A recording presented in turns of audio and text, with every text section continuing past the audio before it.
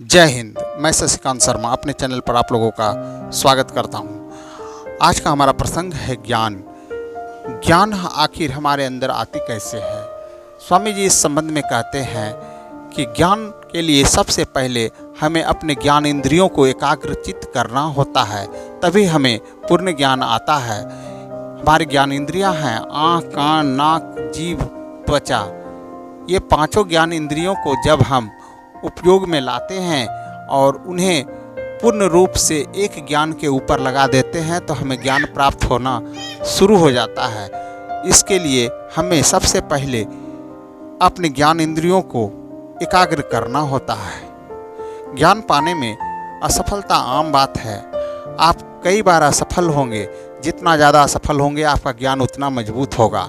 ज्ञान की पहली सीढ़ी असफलता ही है, अर्थात असफलता के मार्ग में चल कर के ही आप ज्ञान के लिए आगे बढ़ेंगे।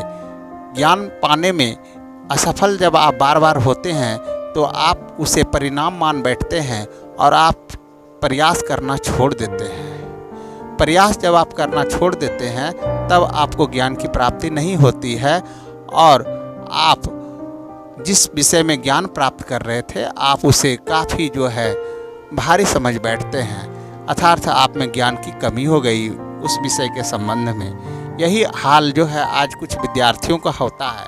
विद्यार्थी गणित को काफ़ी भारी समझ लेते हैं और ऐसा इसलिए होता है कि जब वो सवाल बनाते हैं तो कई बार असफल हो जाते हैं। असफल होने के कारण वो प्रयास करना बंद कर देते हैं और उसे ही परिणाम मान बैठते हैं कि अब यह हमसे नहीं बनने वाला है, और ऐसी स्थिति में वह उसे ही परिणाम मानकर और गणित को कहते हैं कि यह काफ़ी भारी विषय है।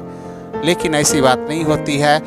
जब हम लोग असफलता को परिणाम मान लेते हैं तो ऐसी स्थिति में हमारा आगे का रास्ता बंद हो जाता है और हमें अंधकार नज़र आता है। लेकिन ज्ञान उस समय आएगा जब हम बार बार प्रयास करते रहेंगे और एक बार जब हमें सफलता मिलेगी और वही सफलता हमें हमारे अंदर ज्ञान के रूप में एक तरह से कहा जाए तो आकर बैठ जाएगी और वह हमारे अंदर से कभी नहीं जाएगी।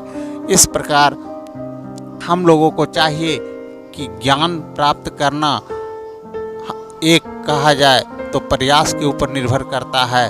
जितना ज़्यादा प्रयास उतना ज़्यादा ज्ञान के लिए आगे बढ़ना संभव हो पाता है। जय हिंद, जय भारत।